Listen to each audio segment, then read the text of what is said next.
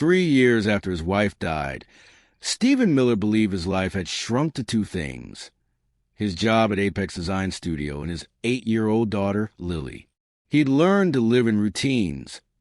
Wake at 6:15, make breakfast, pack Lily's lunch, drop her at school by 7:45, arrive at the office by 8:30, work until 5, pick up Lily, dinner, homework, bedtime, repeat. The structure kept him upright. He was 34 years old and felt older.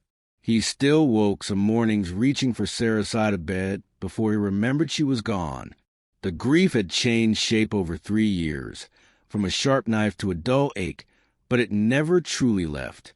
He'd built walls around himself and Lily, protective walls that kept out pain, but also kept out everything else. Stephen had been a talented architect once, the kind who dreamed of designing skyscrapers. But after Sarah died, he'd stepped back from the big projects and took on residential work instead. Small houses and renovations that let him leave by 5 p.m. sharp.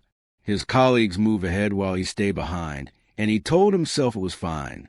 Lily needed him. That was enough. Before we continue, please tell us where in the world you're watching from. We love seeing how far our stories travel, and it reminds us that hope and second chances are universal languages. On a Tuesday afternoon in late October, Teresa Reynolds appeared at Stephen's desk. She was a managing director of Apex Design, 36 years old, wearing a burgundy suit that made her look even more intimidating than usual. People called her brilliant. They also called her cold. In 5 years of working under her, Stephen had never had a personal conversation with her beyond project approvals and efficient emails. Teresa asked if he had a minute and led him to an empty conference room. Stephen felt nervous. Was he being fired? Had he made a mistake? But when they sat down, Teresa pulled out her phone and slid it across the table. On the screen was a dating profile. Her dating profile. The profile picture showed Teresa in a business suit with crossed arms. The bio read like a job posting, full of words like ambitious and serious and no games. It was the most corporate, sterile dating profile Stephen had ever seen. She asked what he thought, and Stephen tried to be diplomatic. He said it was very professional. Teresa admitted that was the problem. She explained that she'd been on the app for 3 months and had terrible dates with men who either wanted to compete with her or wanted her to be less than she was. She said she could design entire city blocks, but couldn't figure out how to write a dating profile that sounded human. She'd asked Stephen because he was the only person in the office who seemed to actually see people instead of just colleagues. Stephen was surprised by her honesty. He suggested she write about things she actually cared about, not just her job. After some prodding, Teresa admitted she liked old bookstores, the kind with creaky floors and books that smell like history. She mentioned she used to do photography before work consumed her life. Stephen told her to put that in the profile. The real things, not the resume items. Teresa listened and nodded, but then she set the phone down and didn't touch it. She looked at Stephen for a long moment, and something in the air between them changed. It became heavier, more charged. Then she said something that made Stephen's heart stop. "Why don't you date me instead?" The words hung in the air. Stephen stared at her, unsure if he'd heard correctly. Teresa didn't look away. She explained that she'd been watching him for months. The way he always left at exactly 5 p.m., how he kept a picture of Lily on his desk, but no pictures of himself, how he'd turned down promotions that would have required travel. She said she recognized that kind of grief because she'd built her own walls too, just different ones. Stephen's mind raced. This was his boss. This was the most powerful woman in the company. This was completely inappropriate by every HR standard. But there was something in the way she looked at him that felt honest and raw and nothing like the cold professional everyone else saw. He told her he had an 8-year-old daughter to think about. He said he hadn't dated since Sarah died because bringing someone into Lily's life felt terrifying. What if it didn't work out? What if Lily got attached and then got hurt? Teresa said she understood fear. She'd been living in it for years, building careers so big it could hide how lonely she was. Stephen realized that Teresa wasn't just asking him out. She was offering something more complicated. Two people who both learned to survive by staying small, wondering if they could be brave together. Before he could answer, Teresa stood up and wrote her personal phone number on a sticky note. She said the offer stood no pressure, but if he wanted to have dinner sometime, as two people instead of boss and employee, he should call her. Then she left the conference room, and Stephen sat there staring at the yellow sticky note, his heart pounding harder than it had in 3 years. That night, after putting Lily to bed, Stephen sat at his kitchen table with the sticky note in front of him. The small apartment felt especially quiet. He thought about the life he'd built. Safe, predictable, small enough that nothing could hurt them again. Then he thought about Teresa's words. She was tired of being safe and empty. Maybe he was too. At 10:47 p.m., Stephen picked up his phone and texted the number. He wrote, "There's an Italian place on Maple Street, Thursday at 7. The response came back in less than a minute. "I'll be there." Stephen set down his phone and realized he was terrified. But beneath the fear was something he hadn't felt in 3 years, a tiny spark of hope. Stephen spent 2 days second-guessing himself. He almost canceled the dinner 3 times. Every practical part of his brain screamed that this was a bad idea. Teresa was his boss. If things went wrong, it could ruin his job, and he couldn't afford that. Lily depended on him. But another part of him, a part that had been quiet for 3 years, wanted to see what would happen. The Italian restaurant on Maple Street was small and hidden, the kind of place tourists never found. It had checkered tablecloths and candles in old wine bottles and breadsticks that came in a basket before you even ordered. Stephen had discovered it years ago with Sarah, back when they were young and broke, and thought a $30 dinner was fancy. He arrived 5 minutes early and sat at a corner table, fidgeting with his napkin. He wore a button-down shirt that felt too tight. He couldn't remember the last time he dressed up for anything that wasn't a work presentation. Teresa arrived exactly on time. She wasn't wearing a suit. Instead, she had on jeans and a simple sweater, and her hair was down.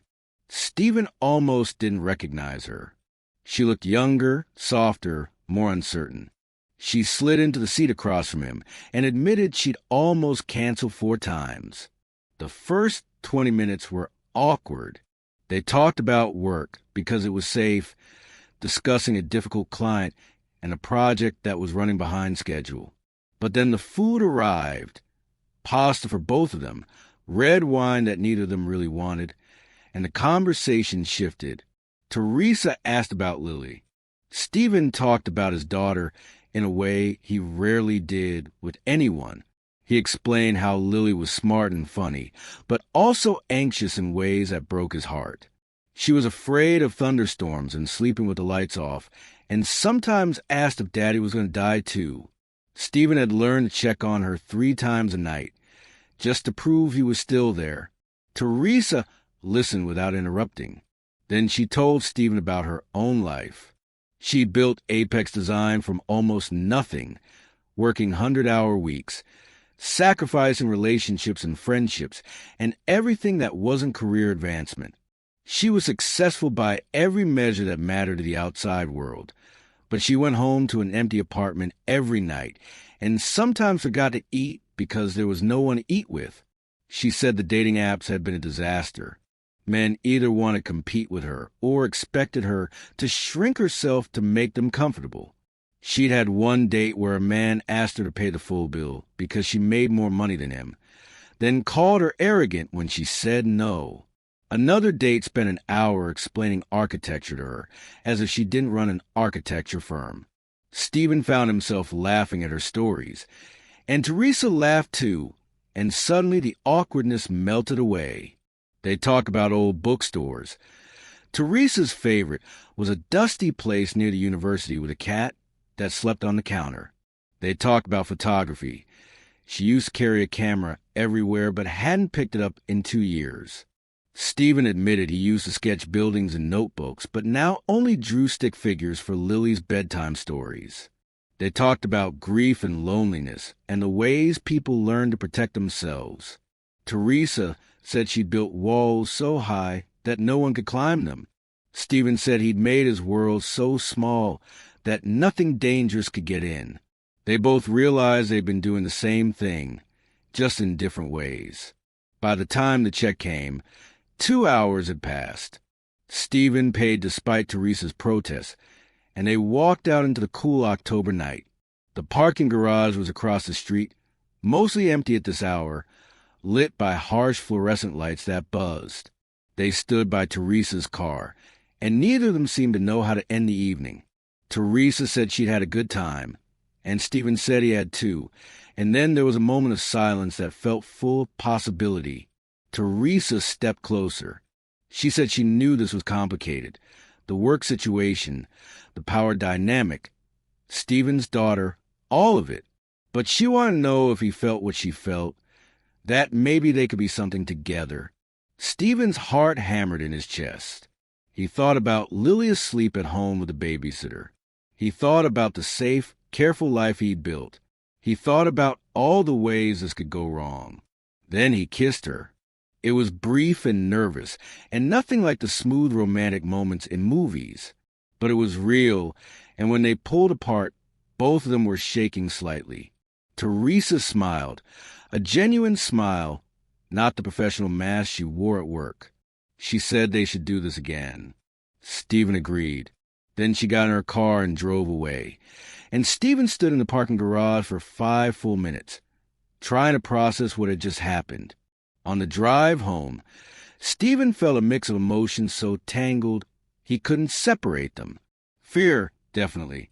Guilt, because this felt like a betrayal of Sarah's memory. Excitement, which made him feel guilty all over again. And underneath it all, that same small spark of hope growing slightly brighter. When he got home, the babysitter reported that Lily had gone to bed without any problems. Stephen paid her and locked the door behind her. He checked on Lily. She was asleep, her nightlight casting soft shadows on the walls, her favorite stuffed rabbit tucked under one arm. Stephen stood in her doorway and wondered what he was doing. Was he being selfish? Was he risking Lily's stability for his own happiness? But then he remembered something Sarah had said to him once, during one of her last good days before the cancer took her. She'd told him not to stop living after she was gone. She'd made him promise not to teach Lily that the world was only scary and sad. Stephen whispered a promise to the empty hallway that he'd be careful, that he wouldn't let anything hurt Lily, that he'd protect her the way he always had. But he also texted Teresa before he went to bed, "Same time next week?" And when she replied yes, Stephen felt something he hadn't felt in 3 years. He felt like maybe, just maybe, his life could be bigger than grief and routines.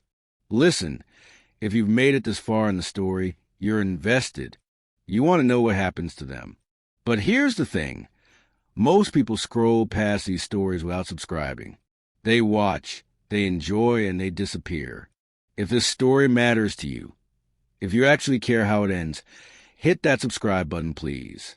It takes 2 seconds. And if you don't, you'll probably forget about this channel and never another amazing stories from me. The next 3 weeks became a careful dance. Stephen and Teresa kept their relationship secret at work. They were professional in meetings, cordial in emails, careful never to stand too close in the office kitchen. No one suspected anything, which was exactly how they wanted it. But outside of work, they created a small, private world. They had dinner every Thursday at different restaurants, always places that were quiet and out of the way. They texted late at night after Lily was asleep. Conversations about everything and nothing, the kind of rambling messages that people send when they're falling for each other. Teresa told Stephen about her childhood, growing up poor in a family that didn't understand why she wanted to go to college. She'd worked 3 jobs to pay for architecture school and graduated at the top of her class, driven by a need to prove she was worth something. Stephen told her about meeting Sarah in college, how they'd planned their whole future together, how losing her had felt like losing his own blueprint for life.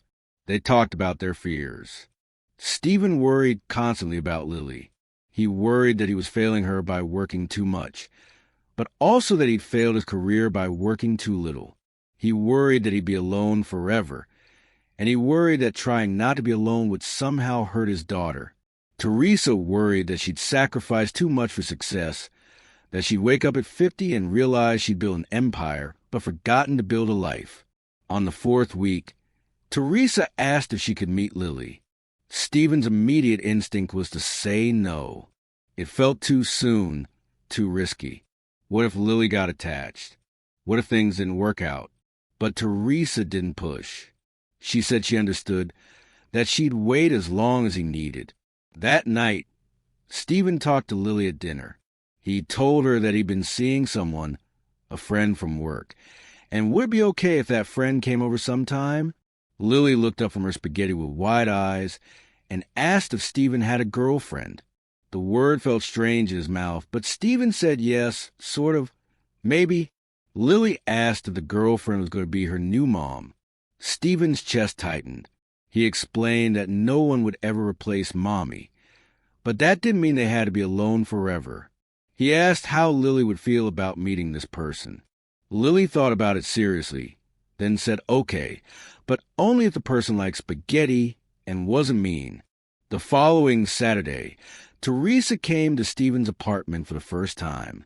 She brought a gift for Lily, an old film camera she'd found in an estate sale, the kind with actual film and manual focus. She said she'd noticed Lily's drawings on Stephen's desk at work, and thought maybe she'd like to try capturing light and shadows. Lily was shy at first, hiding behind Stephen's leg. But Teresa knelt down to Lily's level and talked to her about the camera, how it worked, how photography was like freezing a moment in time forever. She showed Lily how to look to the viewfinder, how to focus on what mattered and blur out the rest. Stephen watched from the kitchen while Teresa and Lily sat on the living room floor together, examining the camera. Teresa explained aperture and shutter speed in ways an 8-year-old could understand, comparing it to how your eyes work, how they let in more or less light depending on whether it's bright or dark. Then they went outside to the small park behind Stephen's building. The October afternoon was perfect, golden light, falling leaves, the kind of day that felt like it belonged in a photo. Teresa taught Lily how to take pictures, how to find interesting angles, how to capture ordinary things in ways that made them look magical.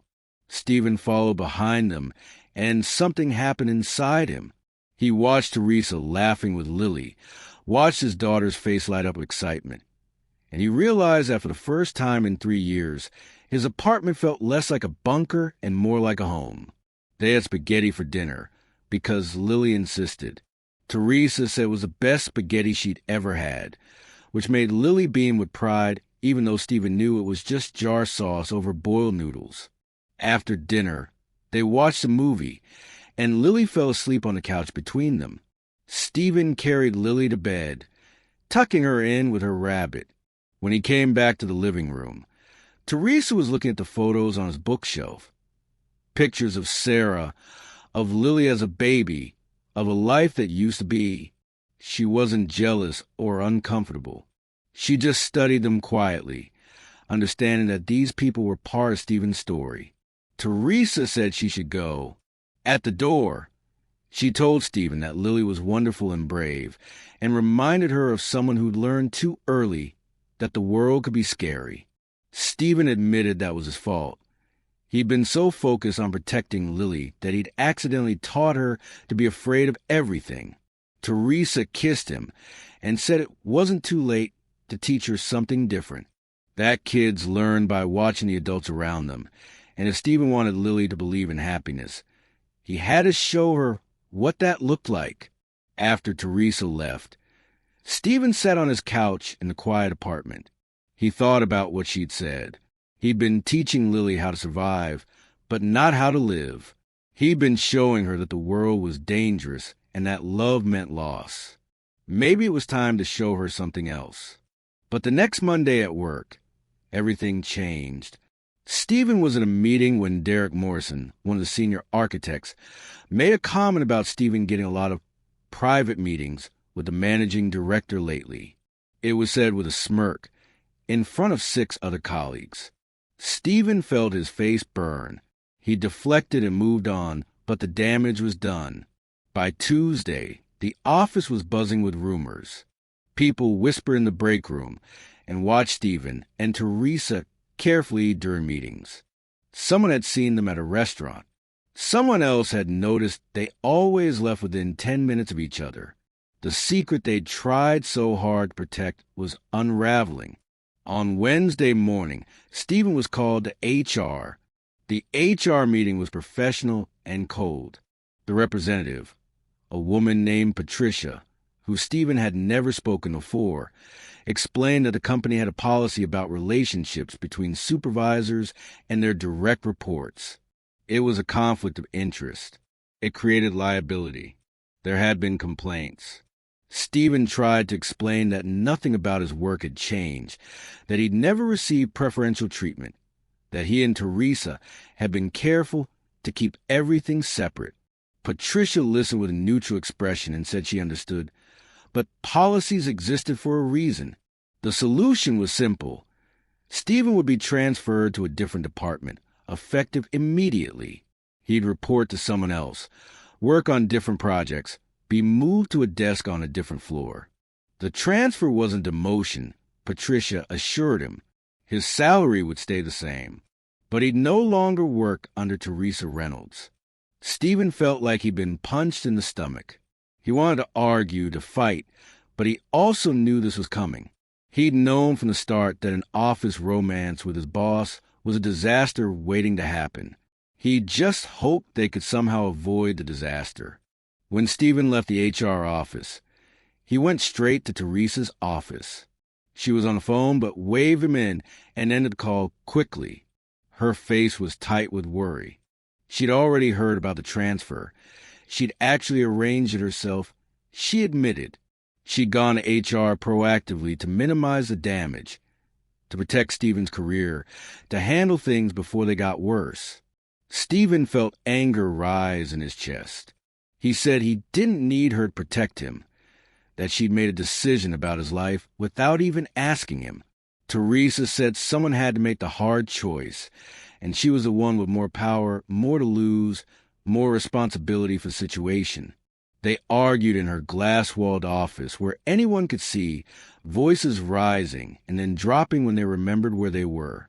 Finally, Teresa said maybe they should take a break, figure things out, let everything settle down. The words landed like stones. Stephen left without saying goodbye. The transfer happened on Friday.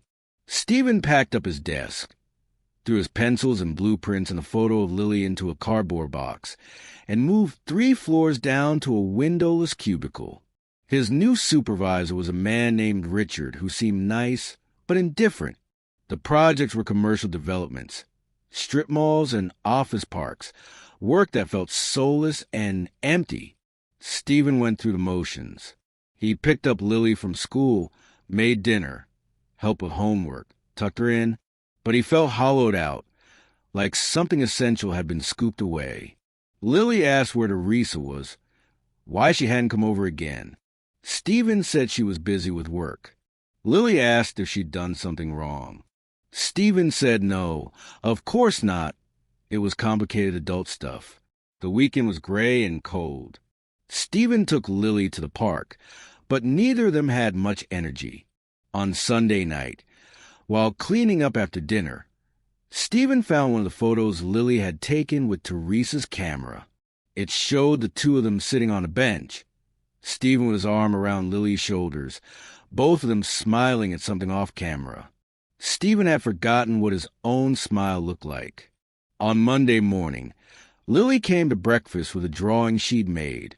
It showed a stick figure standing in the rain, alone with dark scribbles overhead. She said it was how she felt sometimes, like there was a storm and nowhere dry to stand. Stephen stared at that drawing for a long time. His daughter had drawn exactly what Stephen felt: isolated, afraid, stuck in bad weather with no shelter. And he realized with terrible clarity that he'd taught her that. By playing it safe, by building walls, by choosing protection over connection, he'd shown Lily that life was something to endure, not enjoy. Sarah's words came back to him. Don't teach her that the world is only scary and sad. That night, after Lily was asleep, Stephen called Teresa. She answered on the first ring, her voice careful and guarded. Stephen said he was sorry for getting angry. He understood she'd been trying to protect him, but what he needed wasn't protection. It was partnership. He said they both spent years fixing problems alone, building walls alone, suffering alone. Maybe it was time to try something different. Teresa was quiet for a moment. Then she said she'd been miserable all week, that transferring Stephen had felt like the responsible thing to do, but it only made her remember why she hated being responsible. She was tired of sacrificing happiness for other people's opinions. They talked for 2 hours, past midnight, figuring out what came next. They couldn't hide anymore. The office knew, HR knew, everyone knew, but they also couldn't let other people's policies dictate their lives. They decided to be open about the relationship, to follow whatever rules they needed to follow, but to stop pretending they weren't together. The next day, Stephen went to Teresa's office. He didn't care who saw. He told her he wanted to try this properly, not as a secret, not as something shameful, but as a real relationship. Teresa agreed. She said she'd already informed HR that they were dating and had asked about the proper procedures for disclosure and recusal from any decisions involving Stephen's work. Over the next few weeks, things settled into a new normal. Some colleagues were supportive. Others gossiped or disapproved. Derek Morrison made snide comments until Richard, Stephen's new supervisor, told him to grow up or mind his own business. Stephen focused on his work and stopped caring what people thought. Teresa started coming over on weekends. She and Lily continued their photography lessons, developing film in the bathroom with the lights off, watching images appear in chemical baths like magic. Lily called it catching light and started carrying the camera everywhere. One Saturday in December, Teresa came over for dinner. Stephen made spaghetti again because it had become their tradition.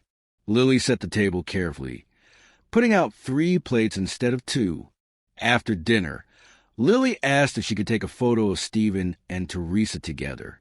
They sat at the kitchen table, Stephen's arm around Teresa's shoulders, and Lily snapped the picture with serious concentration. When a film was developed days later, that photo showed 2 people laughing, genuinely, fully, without fear or walls between them.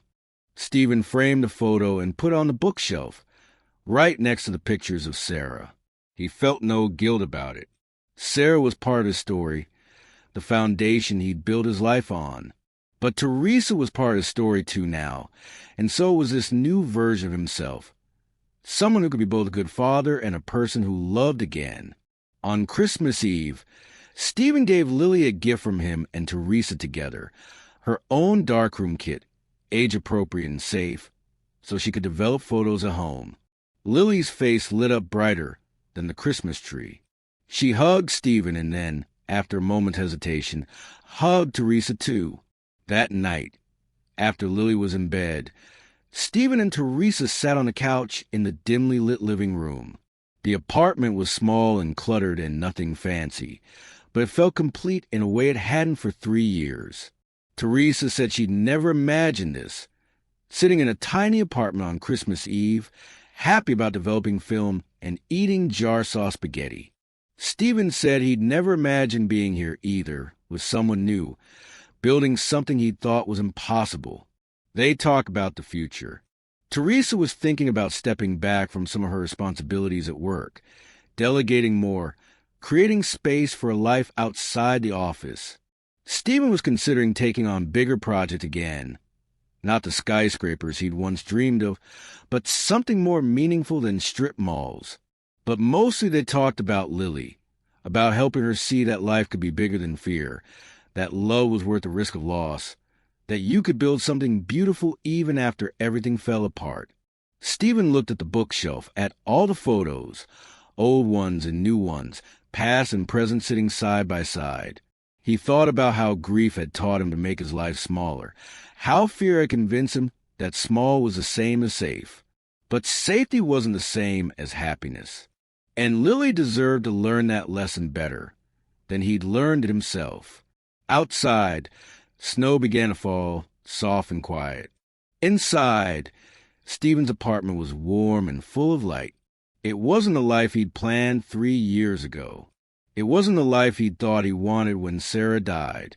But it was a good life, an honest life, a life built on courage instead of fear, on hope instead of grief, on the belief that broken things could be made whole again, even if the pieces didn't fit together the way they once had.